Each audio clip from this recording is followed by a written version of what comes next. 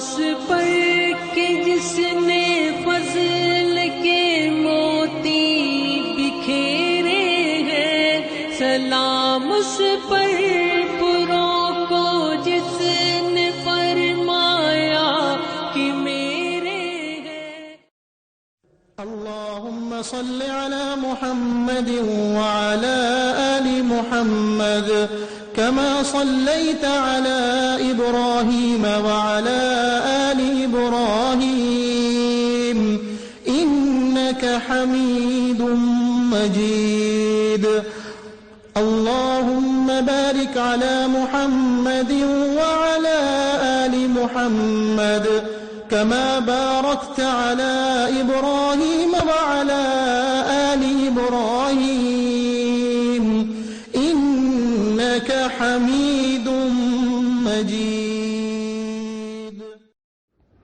اعوذ باللہ من الشیطان الرجیم، بسم اللہ الرحمن الرحیم۔ آج کی کلاس کا آغاز مکی زندگی کے 3 سالوں سے ہوگا۔ سب سے پہلے نظر ڈالتے ہیں گزشتہ سوالات کے جوابات پر۔ یہاں یہ وضاحت کر دوں کہ ہم جو سوالات بھیجتے ہیں وہ ان افراد کو بھیجتے ہیں جو کہ ہمارے رجسٹرڈ ممبر ہیں، جنہوں نے رجسٹریشن فارم فل کیا ہے۔ اگر کسی وجہ سے آپ یہ فارم فل نہ کر سکے تو کوئی بات نہیں، اگلے کسی کورس میں انشاءاللہ تعالیٰ آپ کو یہ موقع ضرور ملے گا، لیکن اس وقت جو ہے جو لوگ فارم نہیں فل کر سکے وہ صرف پروگرام سن سکیں گے، لیکن جوابات وہی لوگ دیں گے جنہوں نے فارم بھرے تھے۔ اس میں جو ہمیں جوابات ملے ہیں، میری پوری کوشش رہے گی اور رہی ہے کہ میں آپ کو اتنے مشکل سوال بھیجوں کہ آپ اس کا جواب نہ دے سکیں، اور اب دیکھنا یہ ہے کہ آپ میری اس کوشش کو کتنا ناکام بناتے ہیں۔ اب میں آپ کے سامنے چارٹ رکھ دیتی ہوں کہ 10 سوالوں میں سے کس سوال کا جواب کتنے فیصد لوگوں نے ٹھیک دیا، اور جو سب سے زیادہ غلط ہوا اس کو دوہرا دیتی ہوں۔ وہ سوال یہ تھا کہ حلف الفضول کے موقع پہ کیا چیز طے کی گئی تھی اور آپ نے اس کو مکس کر دیا۔ ایک چیز یہ تھی کہ جب وہ حجر اسود لگانے پہ بات ہوئی تھی کہ کون لگائے گا، تو نبی کریم صلی اللہ علیہ وسلم وہ پہلے شخص تھے جو داخل ہوئے اور فیصلہ فرمایا، وہ حلف الفضول نہیں تھا۔ حلف الفضول ایک الگ معاہدہ تھا جس کا میں نے ذکر کیا تھا کہ جب نبی کریم صلی اللہ علیہ وسلم ٹین ایجر تھے تو ظلم کے خلاف وہ معاہدہ کیا گیا تھا۔ اس سوال کو آپ نے سب سے زیادہ مکس کیا۔ اب اس کے بعد ہم آگے آ جاتے ہیں، مکہ کے کل 13 سالوں میں سے پہلے 3 سال ہم آج لیں گے۔ ان پہلے 3 سال کے اندر بہت ساری اہم چیزیں ہوئیں۔ پہلی وحی آئی، حضرت خدیجہ نے تسلی دی، اس کے بعد نبی کریم صلی اللہ علیہ وسلم کو مشن دیا گیا کہ اب نبوت آنے کے بعد آپ نے کرنا کیا ہے۔ عبادتیں شروع کی گئیں، قریب کے افراد کو مخاطب کیا گیا، دعوت پھیلی، لوگ ایمان کی طرف بڑھتے چلے گئے۔ ان تمام چیزوں کو اب ہم باری باری دیکھتے ہیں۔ آپ کو یاد ہے نا گزشتہ ہفتے ہم نے کیا کیا پڑھا تھا؟ ہم نے نبی کریم صلی اللہ علیہ وسلم کے حالات زندگی کا مختصر سا جائزہ لیا تھا، اور جہاں پرورش کا ذکر آیا تھا وہاں ایک نام کا اضافہ آپ اور کر لیجئے، حضرت حلیمہ سعدیہ رضی اللہ تعالی عنہا، جنہوں نے نبی کریم صلی اللہ علیہ وسلم کی بچپن میں پرورش کی تھی، اور وہ آپ صلی اللہ علیہ وسلم کی رضائی ماں تھیں، اور نبی کریم صلی اللہ علیہ وسلم کے دم سے جو ان کے گھر میں برکتیں نازل ہوئی تھیں اس کا مشاہدہ وہ بعد میں بہت تفصیل سے بیان کرتی ہیں۔ اس کے بعد پھر ہم نے یہ بھی پڑھا کہ کس طرح نبی کریم صلی اللہ علیہ وسلم نے زندگی گزاری، تجارت کی، حضرت خدیجہ سے نکاح ہوا، اور جہاں ہم نے بات ختم کی تھی وہ یہ تھا کہ غار حرا جا کے آپ عبادت کیا کرتے تھے۔ الجھن سی تھی، پریشان سے تھے، کون سے راستے پہ چلنا چاہیے، کیا کیا جائے۔ ایسی ہی ایک رات تھی کہ اللہ تعالیٰ کی طرف سے حضرت جبرائیل علیہ السلام کو بھیجا گیا، بہت خوبصورت فرشتہ، اور وہ آگے کہتا ہے اقرا، پڑھو۔ آپ پریشان ہو جاتے ہیں نا کیونکہ پڑھنا تو نہیں آتا، اور یہی کہتے ہیں کہ مجھے نہیں آتا، پھر کہتا ہے پڑھو، پھر کہتے ہیں پڑھنا نہیں آتا، پھر کہتے ہیں کہ پڑھو، اور اس کے بعد آپ نے پوچھا کہ میں کیا پڑھوں۔ اس کے بعد وہ فرشتے حضرت جبرائیل علیہ السلام سورۃ العلق کی ابتدائی 5 آیات پیش کرتے ہیں۔ وہ آیات یہ تھیں، اقرأ بسم ربک الذی خلق، خلق الانسان من علق، اقرأ وربک الاکرم الذی علم بالقلم، علم الانسان ما لم یعلم۔ پڑھو اے نبی اپنے رب کے نام کے ساتھ جس نے پیدا کیا، جمے ہوئے خون کے لوتھڑے سے انسان کی تخلیق کی۔ پڑھو تمہارا رب بڑا کریم ہے جس نے قلم کے ذریعے علم سکھایا، انسان کو وہ علم دیا جسے وہ نہیں جانتا تھا۔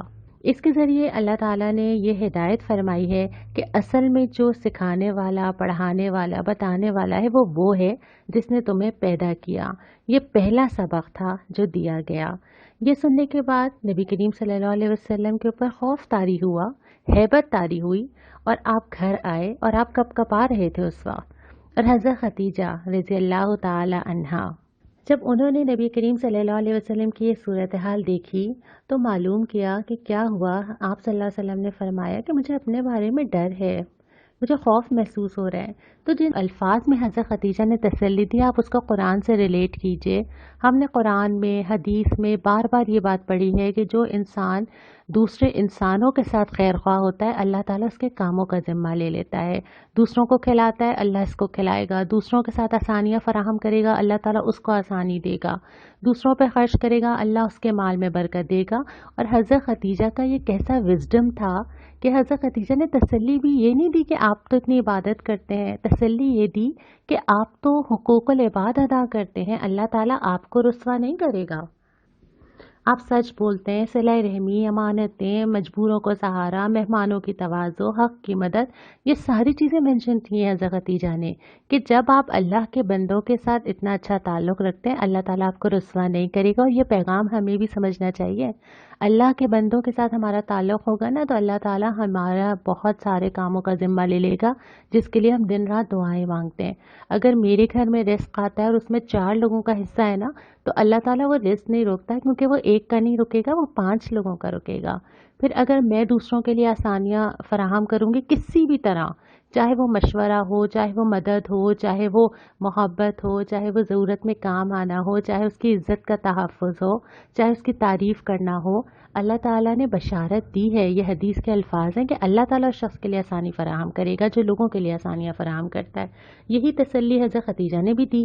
اور اس کے بعد حضرت خدیجہ نے اپنے طور پہ اپنے کزن ورقہ بن نوفل جو بہت ہی بزرگ تھے اور حکیم اور دانا تھے، ان کے پاس گئیں اور ان کو یہ سارا سنایا۔ تو انہوں نے پھر کہا کہ یہ تو وہی نبی لگ رہا ہے مجھے جو موسیٰ کے پاس جبرائیل آتے تھے اور نبی کو بشارت دیتے تھے، مجھے لگتا ہے کہ یہ وہی صورتحال ہے۔ اور پھر بعد میں انہی ورقہ بن نوفل نے نبی کریم صلی اللہ علیہ وسلم سے بھی ایک ملاقات میں یہی کہا کہ مجھے لگتا ہے کہ آپ نبی ہیں اور آپ وہ ساری چیزیں فیس کریں گے جو پہلے نبیوں نے کی ہیں۔ آپ نے پوچھا بھی کہ لوگ مجھے بے گھر کر دیں گے؟ انہوں نے کہا کہ ہاں، کوئی نبی آیا تو اس قوم نے ایسا ہی سلوک کیا۔ اس کے بعد یہ ہوا کہ کچھ عرصے تو وہی آئی نہیں۔ آپ صلی اللہ علیہ وسلم بہت پریشان تھے، کبھی لگتا تھا کہ پہاڑ سے اپنے آپ کو گرا دیں، کیا کریں، کہاں جائیں۔ اس کے بعد پھر کچھ عرصے بعد دوبارہ مخاطب کیا گیا۔ اب سورہ مدثر آتی ہے اور کام دیتی ہے، یا ایھا المدثر قم فانذر وربک فکبر وثیابک فطہر والرجز فاہجر۔ کام کیا دیا گیا؟ کھڑے ہو جائیے اور کیا کیجئے؟ ڈرائیے، اللہ کی کبریائی کو قائم کر دیجئے۔ اس سے جو ساری چیزیں نکلتی ہیں، جس سے ہمارا نعرہ تکبیر نکلتا ہے، اللہ اکبر، صبح دوپہر شام، نماز میں اٹھتے ہوئے، بیٹھتے ہوئے، تکبیر میں، قربانی کرتے ہوئے، نماز عید کے لیے جاتے ہوئے، مسجدوں سے اعلان ہوتے ہوئے، اللہ سب سے بڑا ہے، یہ ہے وہ نعرہ جو زندگی میں، معاشرے میں قائم ہونا ہے۔ یہ کام دیا گیا کہ طے کر لیا گیا کہ سب کی بڑائی اب ختم، صرف اللہ کی بڑائی ہوگی۔ بڑائی کا مطلب یہ ہے کہ صرف اللہ کی مانی جائے گی، کوئی کتنا بھی بڑا ہو نہ ڈرا جائے گا۔ اور اب عملی میدان کا وقت آ گیا، اب غار حرا کا وقت نہیں ہے، اب جا کے اعلان کرنے کا وقت ہے اور اپنے آپ کو پاک رکھنا ہے، کپڑے بھی پاک رکھنے ہیں جسمانی طور پہ بھی، اور تمام گندگیوں سے، معاشرے کی گندگیاں، ذہنی، اخلاقی، معاشرتی، عقائد کی، گناہوں کی، تمام گندگیوں سے اپنے آپ کو بچانا ہے۔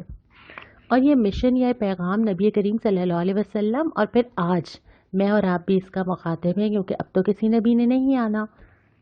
اس کے بعد جو مخاطب کیا، سب سے پہلے اپنے سب سے کلوز سرکل کو مخاطب کیا۔ یہ اتنا مشکل کام ہے، دنیا کو آپ جو چاہے پکچر دکھا دیں، جو قریب کے لوگ ہوتے ہیں نا، کون کون سے قریب کے لوگ تھے؟ بیوی تھیں، دوست، غلام، رشتہ دار، سب نے ایکولی کہا کہ آپ جو کہہ رہے ہیں وہ صحیح کہہ رہے ہوں گے، کیونکہ وہ ہر پہلو سے واقف تھے، زندگی کا سب کچھ پتہ تھا، کچھ چھپا ہوا نہیں تھا، اور دن رات ساتھ تھے، صبح دوپہر شام چلتے پھرتے دیکھ رہے تھے۔ میرے اوپر سب سے زیادہ پوائنٹ کرنے والے وہی لوگ ہو سکتے ہیں جو میرے قریب ہیں، کیونکہ وہ جانتے ہیں نا، ان کے سامنے ان ایڈیٹڈ ورژن ہوتا ہے، ان کو پتہ ہوتا ہے کہ اصل میں کہانی کیا ہے۔ دوسرے لوگ تو مجھے مسکراتا ہوا خوشگوار موڈ میں دیکھتے ہیں، اور ان سب کا ایج گروپ بھی ڈفرینٹ ہے۔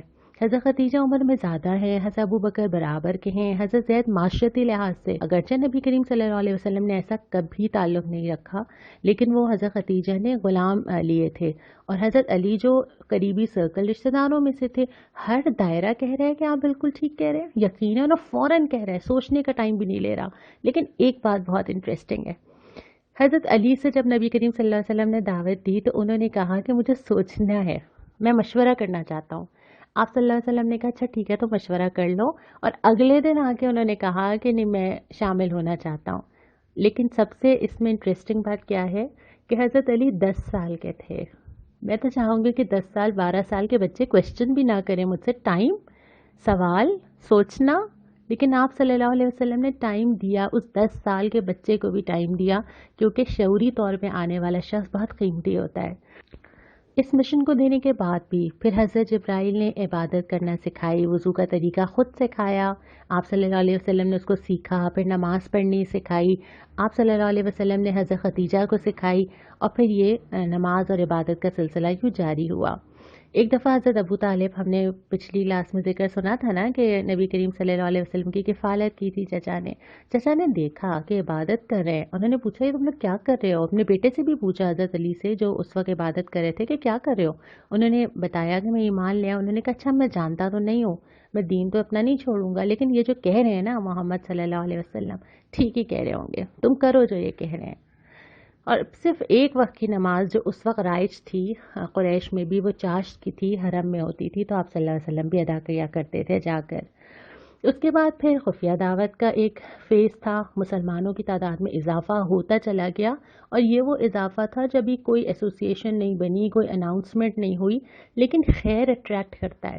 جس شخص کے اندر خیر ہوتا ہے نا، اگر میں بھی دوسروں کو اٹریکٹ کرنا چاہتی ہوں تو میرا خیر بھی اتنا ہو کہ لوگ مجھ سے انسپائر ہوں۔ تو 3 سال میں 4 لوگ 133 ہو گئے، اگر آپ اس کو اندازہ لگائیں تو کتنے گناہ ہیں۔ اور اس لسٹ میں جتنے لوگ تھے نا، یہ فطرتاً پاکیزہ اخلاق کے تھے۔ ہوتا یہ ہے کہ جس شخص کے اندر خیر ہوتا ہے نا، وہ اٹریکٹ ہوتا ہے، اس کو چاہیے ہوتا ہے کوئی فورم، وہ تلاش کر رہا ہوتا ہے کہ میں کس سے جڑوں۔ ویسے تو ہر آدمی کی ہی اندر یہ فطرت ہوتی ہے کہ اس کو اپنے جیسے لوگ چاہیے ہوتے ہیں نا، لیکن خیر تو اکیلے چل ہی نہیں سکتا نا، ہمیں سپورٹ چاہیے ہوتی ہے، ہمیں فورم چاہیے ہوتا ہے۔ تو یہ سب چاہتے تھے کہیں نہ کہیں، ان سب کی ایک الگ الگ کہانیاں ہیں، اور یہ مختلف حیثیتوں کے تھے۔ ان میں سے بہت سارے لوگ ایسے تھے جو کہ اس وقت بھی ان کو معلوم نہیں تھا کہ اسلام کیا ہے، لیکن وہ بت پرستی سے چھوڑ چکے تھے، رہبانیت کی طرف زیادہ انٹرسٹ رکھتے تھے، اور دین میں آنے میں کوئی غرض نہیں تھی۔ یہ نہیں تھا کہ کوئی مالی فائدہ ہو جائے گا، کانٹیکٹس بڑھ جائیں گے، کوئی ایسی چیز نہیں تھی، اور یہ بے غرضی ہی آپ کو دین پہ قائم رکھ سکتی ہے۔ آپ کے سامنے جو سلائیڈ ہے اس میں چند نام ہیں جو کہ بالکل شروع میں ایمان لائے تھے اور بعد میں انہوں نے بڑے بڑے کارنامے انجام دیے۔ اس کے بعد جب یہ 3 سال مکمل ہوتے ہیں، ان 3 سالوں کے مکمل ہونے پر جو چیز اسلام نے گین کی وہ یہ تھی کہ چند صالح افراد، چند تو نہیں کہوں گی، 4 سے 133 تک ہو گئے، دائرہ اسلام میں داخل ہو گئے۔ بہت بڑی تعداد تھی جو اضافہ ہوا، لیکن اس کے ساتھ ساتھ اب مخالفت بھی شروع ہو گئی نا، اب معاملہ اتنا سائلنٹ اور خاموش نہیں رہا۔ اس کے بہت سارے ریزنز تھے، لوگوں میں جہالت بھی تھی، خود غرضی بھی تھی، نسلی تعصب بھی تھا، باپ دادا کی پیروی تھی جس میں ہم ڈیٹیل میں کل یا آئندہ بات کریں گے، اور اب دعوت پھیلنا شروع ہو گئی تھی۔ اب اس کو زیادہ چھپانا ممکن نہیں رہا تھا، اور یہ خیر کی خوبی ہی یہ ہے کہ خوشبو کی طرح پھیلتا ہے، لوگ محسوس کرتے ہیں، لوگ فیل کرتے ہیں، اس کی گونج اٹھتی ہے۔ تو اس کے بعد پھر کیا ہوا، جب 3 سال مکمل ہوئے پھر ایک شفٹ آیا، اور اس کو ہم انشاءاللہ تعالیٰ اگلی کلاس میں ڈسکس کریں گے۔ آج کی حدیث مجھے تو بہت پیاری لگتی ہے، بہت تسلی دیتی ہے۔ ایک شخص نے پوچھا نبی کریم صلی اللہ علیہ وسلم سے کہ یا رسول اللہ ایمان کیا ہے؟ ڈر ہوتا ہے نا، پتہ نہیں ایمان کتنا ہے میرے اور آپ کے اندر۔ آپ نے فرمایا جب تمہاری نیکیوں سے تمہیں خوشی ہو اور جب تمہاری برائیاں تمہیں ناگوار ہو تو سمجھ جاؤ کہ تم مومن ہو۔ یہ کتنی بڑی خوشخبری ہے نا، کہ اس کا مطلب کہ اگر آپ کے اندر ایک کاؤنٹر چل رہا ہے، آپ اپنے آپ کو چیک کر رہے ہیں، آپ سوچ رہے ہیں، آپ پریشان ہیں، گناہ ہو جاتے ہیں ہم سب سے، لیکن یہ احساس نہیں مرنا چاہیے، یہ اندر زندہ رہنا چاہیے کہ مجھے فکر ہو، مجھے کہیں اچھے راستے پہ جانا ہے، مجھے یہ برائی چھوڑنی ہے، اور مجھے پورا یقین ہے کہ آپ سب کے اندر یہ چل رہا ہے، ہم سب یہ سوچتے ہیں، اس لیے اللہ تعالیٰ نے ایمان رکھا ہے، کم ہوگا ہم بڑھا لیں گے انشاءاللہ اس راستے پہ چل کے۔ اب آ جاتے ہیں سوالات کے اوپر، اور یہ بات بہت حیران کن ہے کہ میں نے کم از کم پہلی دفعہ یہ مشاہدہ کیا ہے کہ لوگ اتنے ذوق و شوق کے ساتھ سوالات مانگ رہے ہوں، اور اتنی کثرت کے ساتھ یہ میسیجز آئے ہیں، ہمیں سوالات کا فارم بھیجیے، ہمیں لنک بھیجیے۔ تو آپ کی اس خواہش اور شوق کو سامنے رکھ کر ہم نے اپنے طریقے میں تھوڑی سی تبدیلی کی ہے۔ جو رجسٹرڈ افراد ہیں حسب معمول ان کو فارم ملے گا، وہ فارم فل کریں گے، چیک سکور لکھا ہوا آئے گا، اس کو کلک کریں گے اور اپنا سکور دیکھ لیں گے کہ انہوں نے فارم میں کتنی غلطیاں کی ہیں۔ البتہ جو لوگ کسی بھی وجہ سے رجسٹر نہیں ہوئے ان کے لیے اب ہم ایک سوال بھی اضافہ کر رہے ہیں۔ آپ کے سامنے سوال آئے گا، ای میل ایڈریس آئے گا، جیسے آپ رمضان میں بھیجتے رہے ہیں ویسے ہی آپ جواب دیں گے۔ ہر ایک کا جواب، ہر ایک کا فارم ہمیں موصول ہو رہا ہے۔ سوال یہ ہے کہ حضرت خدیجہ رضی اللہ تعالی عنہا، موسٹ امپاورڈ وومن، پہلی نبی کریم صلی اللہ علیہ وسلم کی زوجہ، ان کی زندگی کے بارے میں ہم نے تھوڑا سا پڑھا، تھوڑا آپ اور پڑھ سکتے ہیں، کسی بھی سیرت کی کتاب سے پڑھ سکتے ہیں۔ آپ نے ان کی زندگی سے اپنے لیے کیا اصول لیا، کیا سیکھا، یہ آپ نے مجھے لکھ کر بھیجنا ہے۔ جن لوگوں کو فارم ملا ہے اس کے اندر یہ سوال آلریڈی شامل ہے، ان کو الگ سے میل کرنے کی ضرورت نہیں ہے، اور اس کی ڈیڈ لائن جمعرات کی شام ہے۔ اس کے بعد آ جائیے آج کی سنت کے اوپر۔